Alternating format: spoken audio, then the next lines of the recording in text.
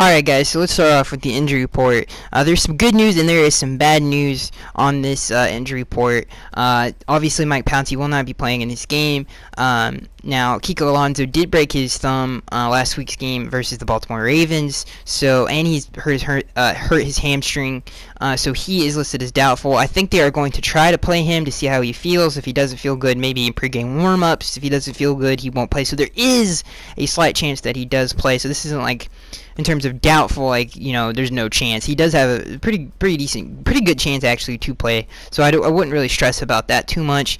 Now, Jelani Jenkins, an injured Jelani Jenkins is not a good player by any stretch of the imagination, so I would not expect him to play or even see any NFL action. Maybe he does. I would doubt it, and if it is, it's going to be very limited. For the Arizona Cardinals, the biggest name for them in terms of injuries and who's not going to be playing in today's game or tomorrow or 2 days from now, I don't know.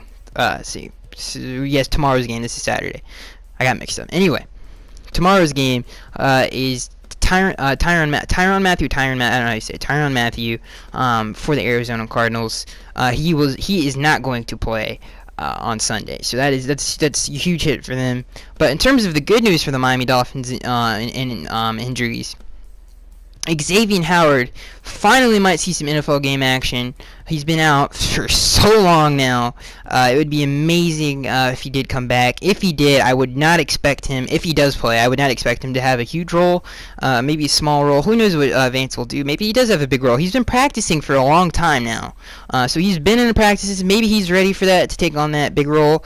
Who knows? He's a great cornerback, and if we get him back, that's like a 100% boost to this defense. Even though Tony's been playing well, that gives you a little bit more depth and maybe move people around a little bit more. It gives you a little bit more versatility on defense to have Xavier back.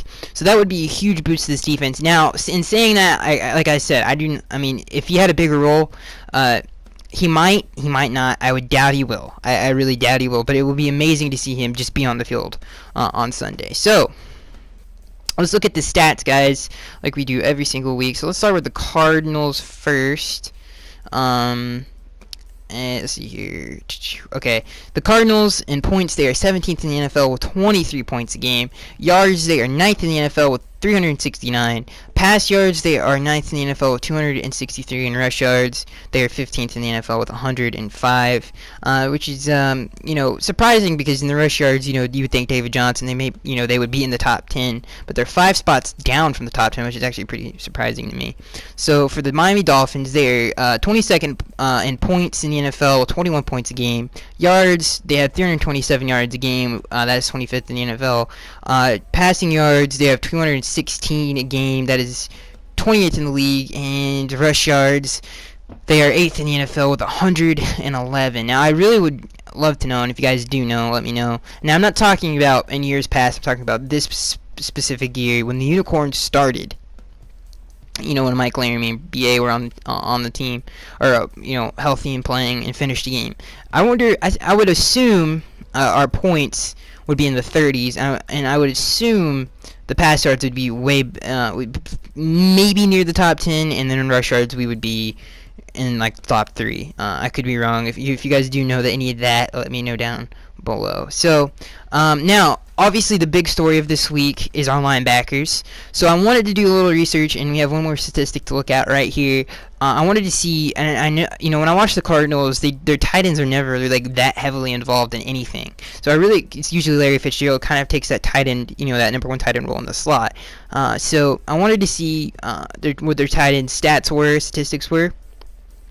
Because obviously in the Baltimore Ravens game we got picked apart, and they really exploited our weakness. This year's Miami Dolphins team, in terms of attacking our linebackers, attacking our safeties. They really did an amazing job of game planning. So I wanted to see, obviously Dennis Pitta. Obviously he's been hurt for a long time now, and hopefully it was Dennis Pitta back to being Dennis Pitta, and not, the Dolphins are just that bad in terms of the, linebacking core, and without Kiko Alonso, they're just that bad. So I just wanted to see exactly how good the Arizona Cardinals tight ends are. Now, Their number one tight end by far is Jermaine Gresham.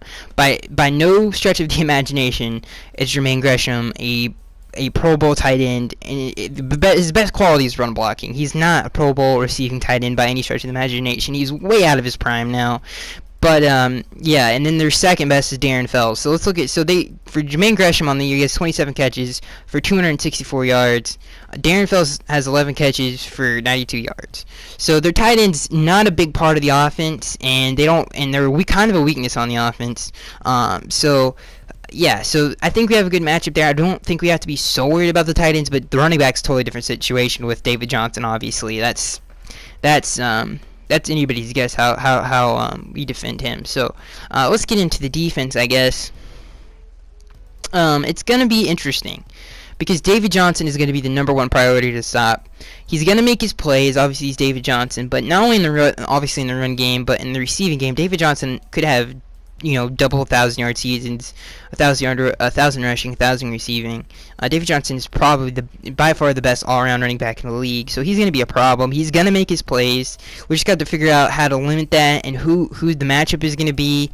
Our defense has to make sure they don't bust coverage because he can make plays after the catch. He's so good at that. They're going to have to make sure they know for 100% that they know where he is at all times on the football field.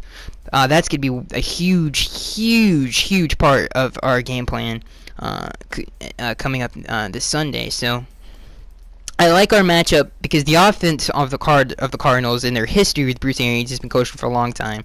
Bruce Arians has got a lot of quarterbacks hurt, including Carson Palmer and Big Ben before him, because their the offense takes so long to develop. They love to take shots down the field. They love to hit the home run ball. Bruce Arians loves to gamble, so they love that. And I like our matchup because of our defensive line and how dominant they are with Sue, Wake, and Branch. And I forgot to mention Mario Williams won't play this game, and nobody should worry about it. I'm pretty sure Jason Jones has come out of suspension, so that even if he didn't, Andre Branch is a better defensive end than he is. But anyway, back to this. We dominate in terms of rushing the passer. So, we thrive getting people on third down. Our defense thrives when we get people on third down. I know it doesn't seem like it the last week or so, but they do. We were number one in the NFL on third down defense. So, I love our matchup in terms of they have to take the snap, wait a ton of time, longer than most NFL teams, which like to dink and dunk their way down the field and copy the Patriots. These guys love to take their shots down the field. And in comparison to the Ravens, what they did to us, it was like 2 seconds to look for the receiver, threw it as fast as they possibly can to slow the pass rush of us and nullify the strength of our defense. So the Cardinals, not so sure they can do that. We'll see what Bruce Arians does. I like our matchup with their offense. Obviously, other matchup problems for the Miami Dolphins defense to face on Sunday is going to be Larry Fitzgerald. He's a monster in the slot. Bobby McCain's going to have his hands full with him. I don't know. We'll see who matches up. You never know what Vance could do. I wouldn't be surprised if he does something crazy there in terms of matchups. But Larry, they game plan him into the run game. He's a great run blocker. He's an amazing receiver. Obviously, he's one of the greatest receivers to ever live. So he's going to be a matchup problem. But those are the only two things. Him and David Johnson, I think, if we can just somehow get them in down and distance and play to our strengths and rush the passer, which we're going to get opportunities to do. And obviously, Bruce Arians, a very smart head coach, one of the smartest of all time. In terms of, he's great. He's a very smart head coach. One of the greatest offensive minds of ever. But his offense does not. They kind of play to our strengths, is what I'm saying. So I like our matchup there. I really, really do. And if Xavier can come back, I think that I like it even more. I think Cameron Wake's in for a really good game. I think Sue is just having one of his best year, if not his best. Andre Branch is having his best year by far in an NFL uniform. So I think they play to our strengths on defense, which I like. Now there are some matchup problems, like I just said, Bobby on Larry, our linebackers or safeties on David. That's going to be a problem. That's the only thing where I can see that being a really, really big problem. But other than that, I think they play into our strengths pretty well. So, like I just a few minutes ago, we ran down the tight ends. And like I just said, I don't think the tight ends are going to be that big of a factor. So I want to talk about Mike Hull before we get into the offense. Slighted Mike Hull just a little bit on the athleticism. I think he's a little bit more athletic than I give him credit for. I don't think that he's small. He's an amazing tackler. I mean, he will put you on the ground. If he gets his hands on you, you're going down.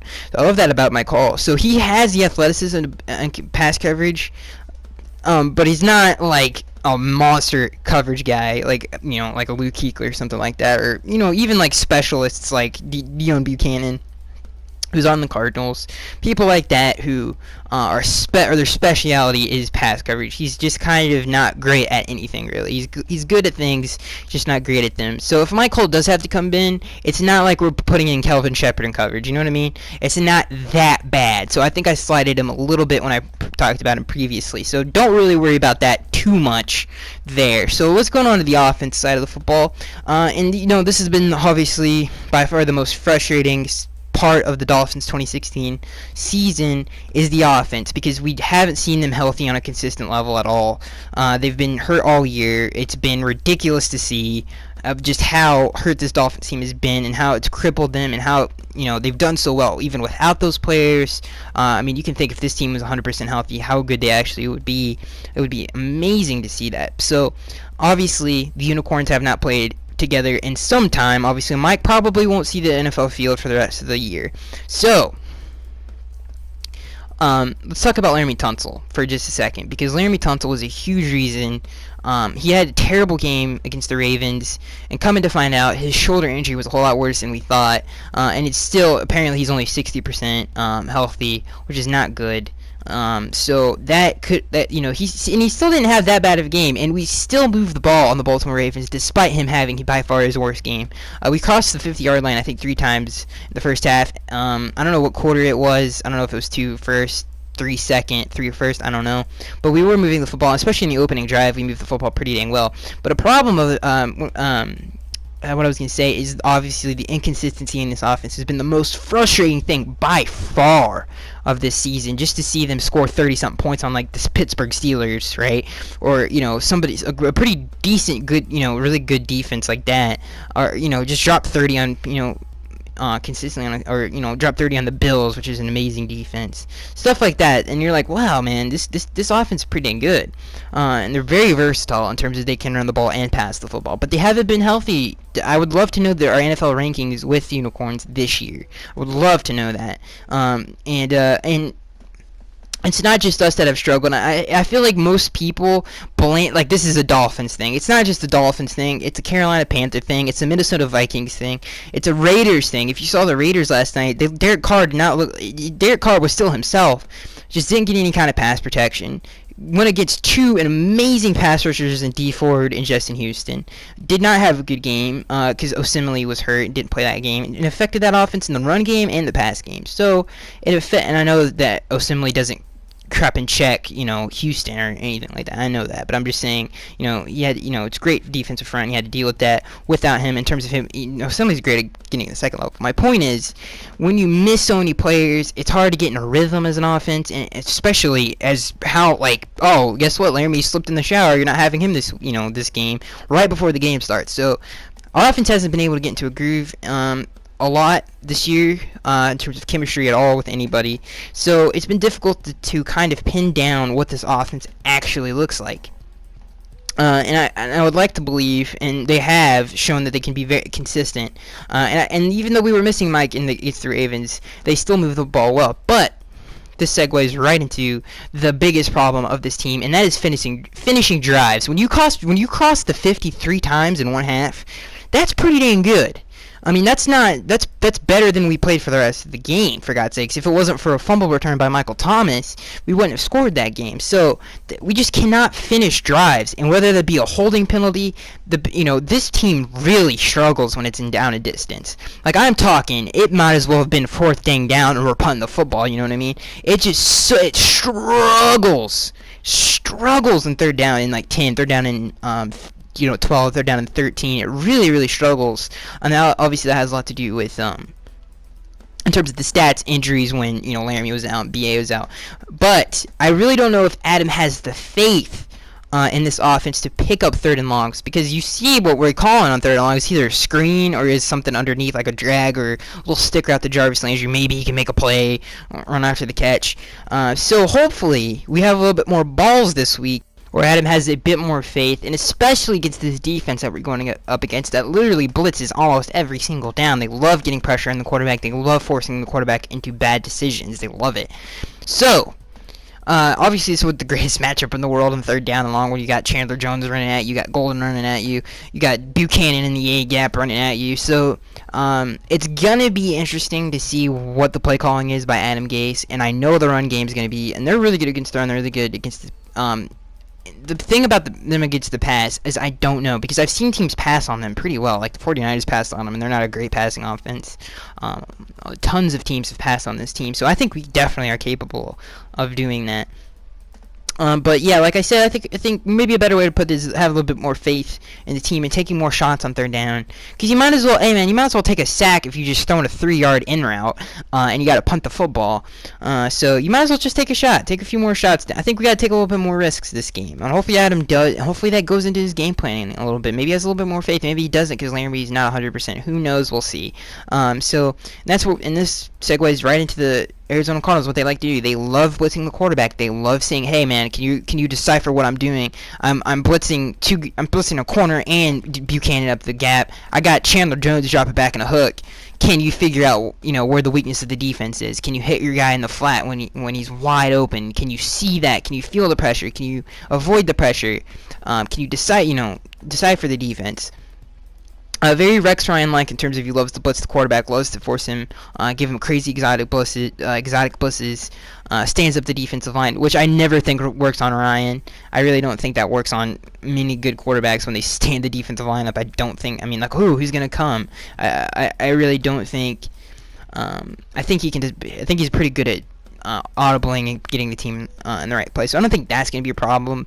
But, I think the play action game is going to be a very, very big factor in this game if we can get the run game going. This team's an amazing play action team. Ryan Tannehill, on the move on the bootleg, naked bootleg outside. It's like John Elway on play action. It's pretty impressive to watch.